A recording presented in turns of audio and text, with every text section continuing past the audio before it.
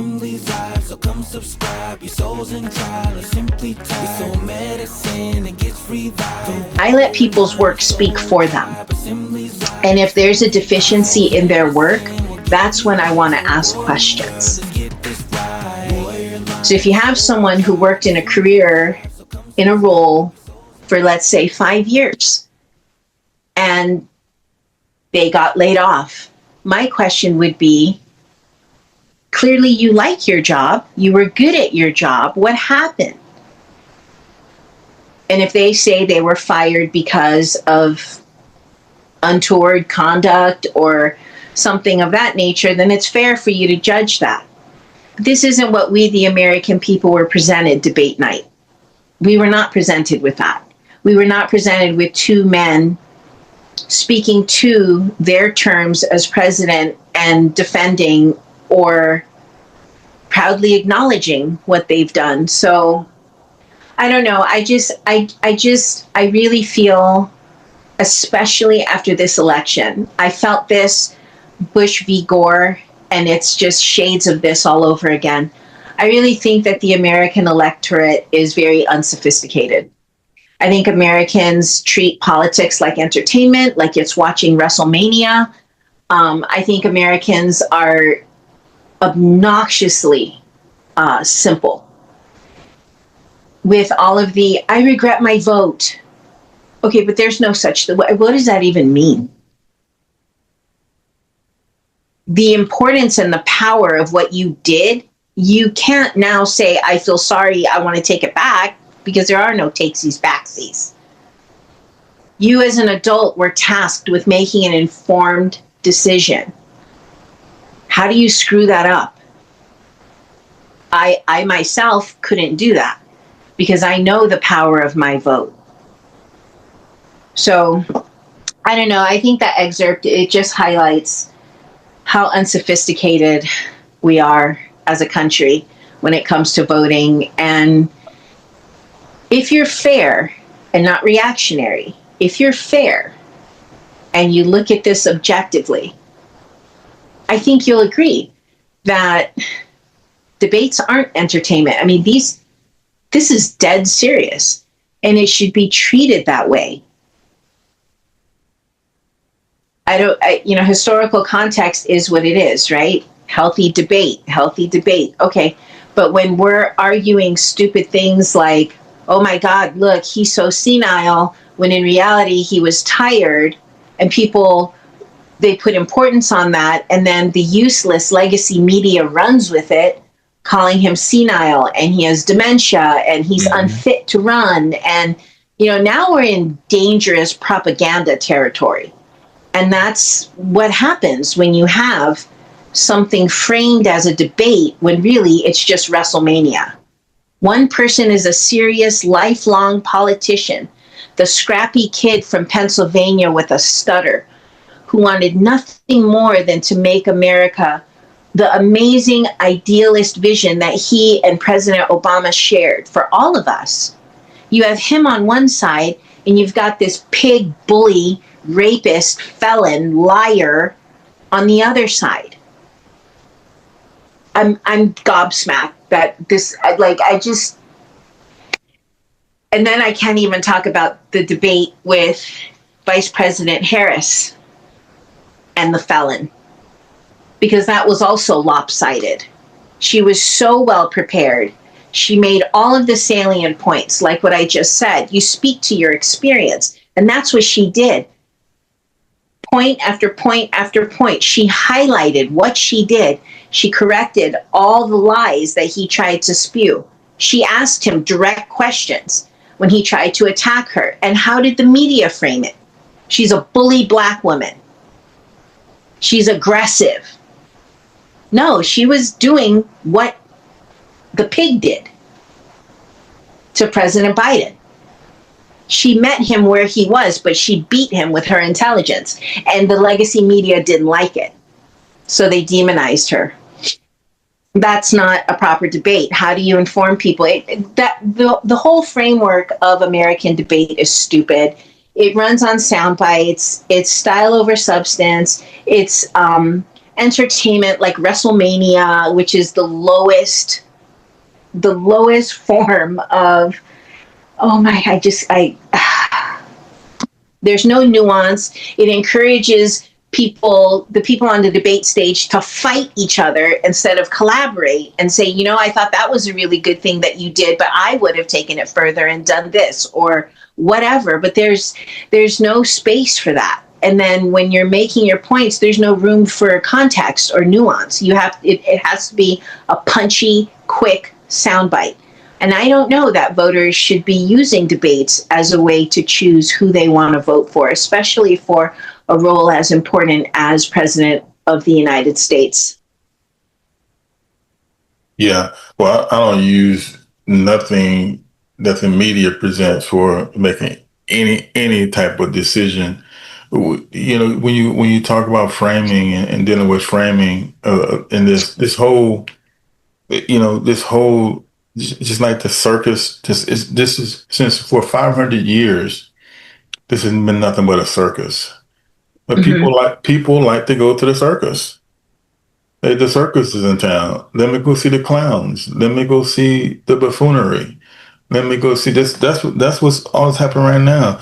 And today on Capitol Hill, it's nothing but a circus going on. This why I don't comment and say nothing about it, because it's no. This isn't, as you said. This ain't about facts and results and moving the country forward. This is about ratings and eyeballs on the screen and how many clicks and views you can get and how Right. crash you can be and how demeaning you can be, particularly to a black woman. How put her down. I'm not going to look at her in the face. I'm not going to even shake her hand. I'm not going to this, because the issue is, because this is what the people like. This is what gets we don't want, this country don't want truth. That's why when you frame things as people frame things as democracy, and they use the words freedom, and they use the words, Fifth Amendment, and they use the word First Amendment, and they use the word these words and all this stuff. These are just, lying lips. These are just words from lying lips. These wasn't true factual things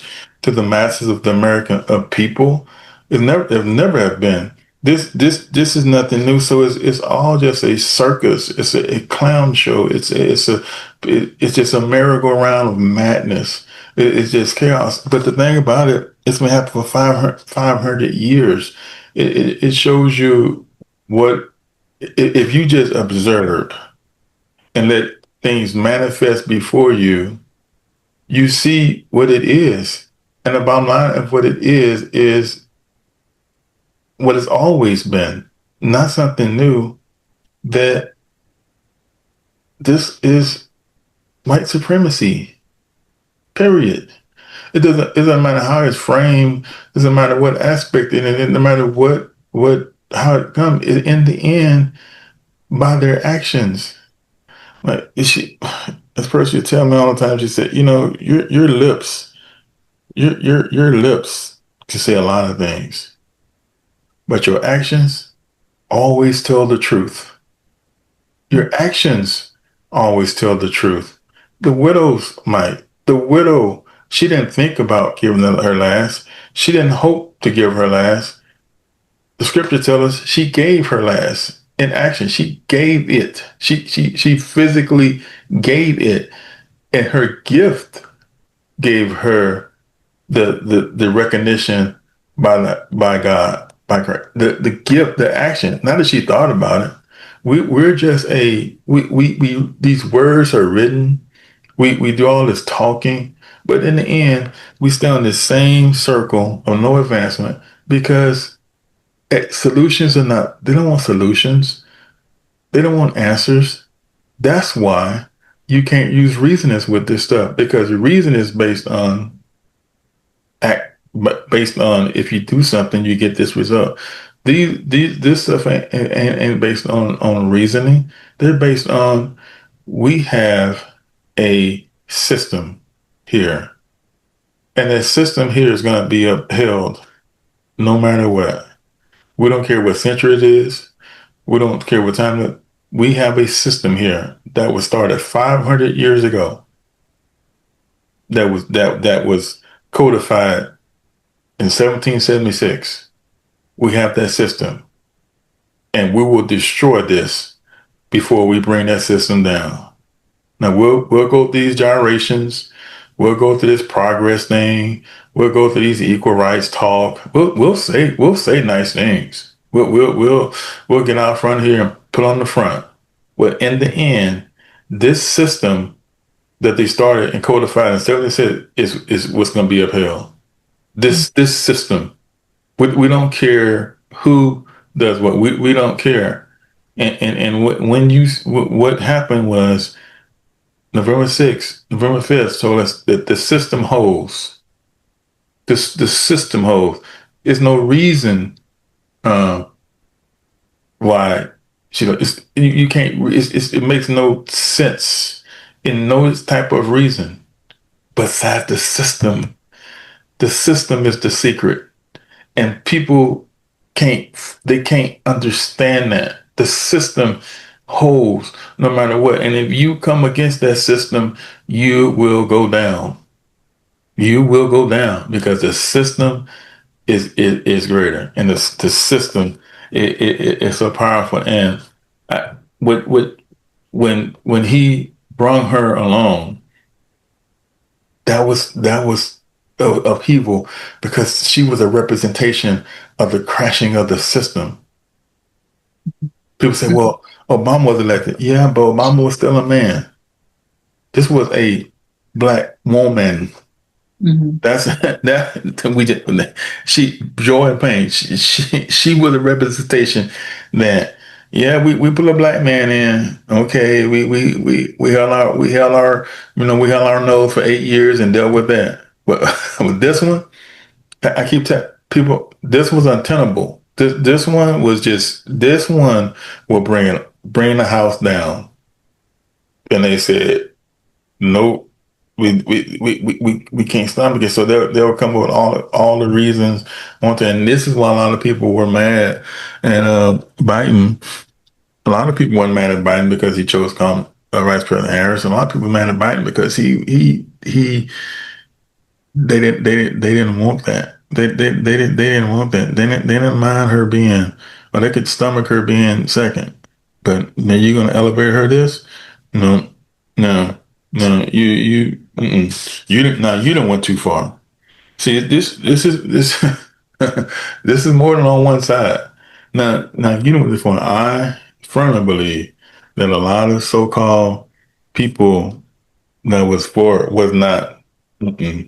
And I believe this book is going to be real telling on that from what she experienced, because she says a lot that she didn't feel that she got a lot of support, particularly with the borders our situation and different situations when they saying she was a DEI hire and stuff like that to put all these tropes out, and she didn't feel like she didn't get a lot of support. So I'm very interested in seeing her thoughts on that, because I want to know her thoughts. People.